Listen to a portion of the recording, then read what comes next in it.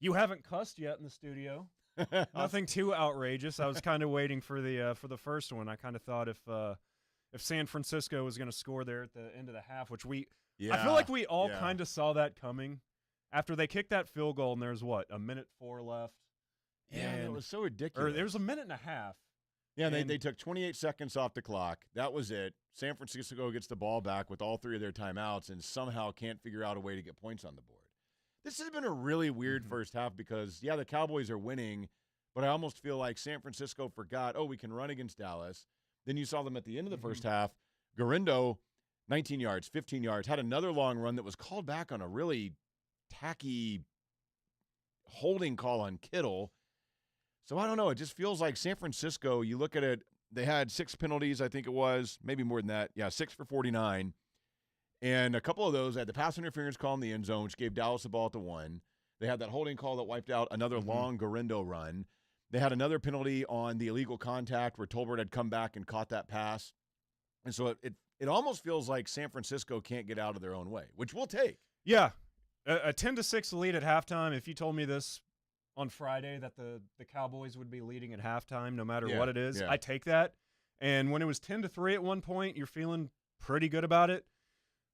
But I worry about if San Francisco, they're getting the ball to start the second half. Yeah. I worry about them scoring a touchdown early because as we kind of saw with that 2-minute offense, that 3-and-out that the Cowboys had, they can't get anything going down the field. Everything's quick.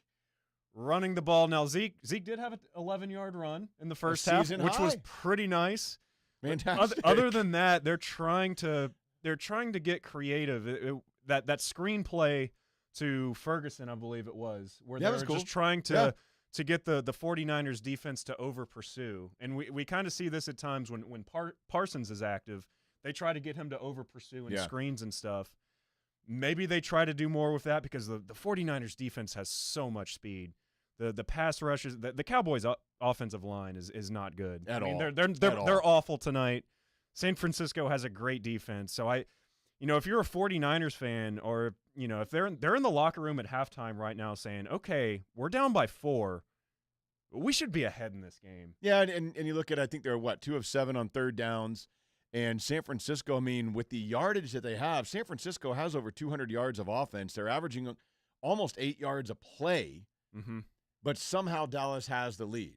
And we've seen a couple of times Dak had the bad pass for the interception that he threw where he got hit as he was trying to step up in the pocket, and that was – you can blame Guyton, you can blame Steele, you can blame Dak, there's so many different things that were happening there. And then a couple of fumbles that the Cowboys fortunately were able to recover. It's a wonky game. Yeah. It feels clunky, and it feels like Dallas is really lucky to have the lead.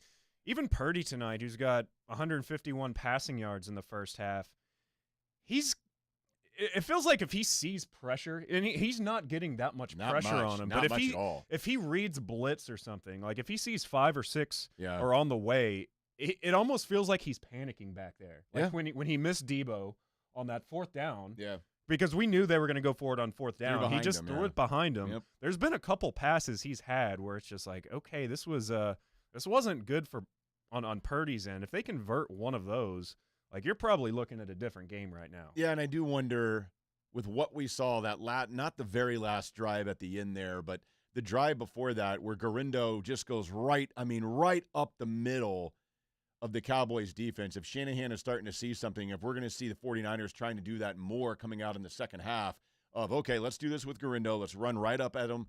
Don't hold. And let's see if we can move the ball down the field because they had real success doing that. And the flip side, again, the Dallas offense is healthy, and they got nothing at CD.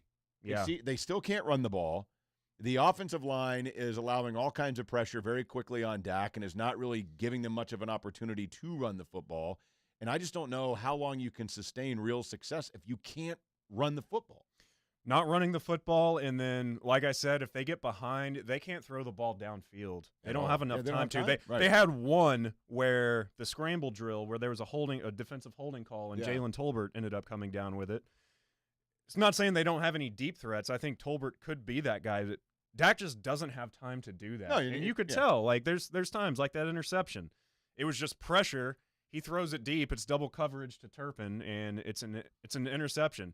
And with the 49ers starting out with the ball, I'd be surprised if they throw it at all, unless it's a 3rd and long type situation. Yeah, there's with no Garindo, 3 carries for 38 yards. I think they just line up and run the football until Dallas can show that they can stop it. Yeah, and you look at this now, and granted, Brock Purdy plays into this because he had the scramble, but the 49ers, 11 carries, 70 yards in the first half. That's 6.4 per.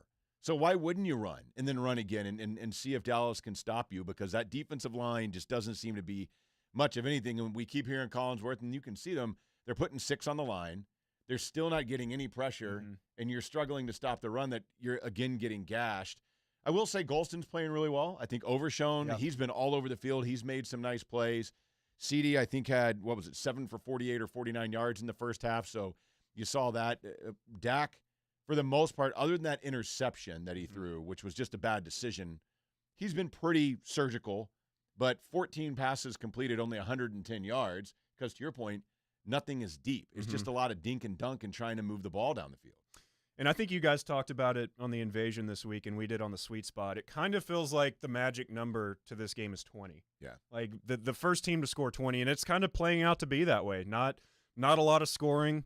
Dallas is on pace for 20. Like if I told you right now Dallas gets 20 points in this game, do you take it? Yes. Yeah, I do. But do you think they win with 20? I don't think so. I think San Francisco may come out. I wouldn't be surprised if they score to open the second half. That gets you to 13. You need one more touchdown. They could get to 20. Yeah. This is going to be a tight game. I think we all kind of thought that. But we'll see how it goes. So we'll wrap it up. And Mino will be with Donnie and I on the postgame show tonight. So, again, as soon as the clock hits 0, jump on with us, and we will have that postgame roll until about midnight tonight.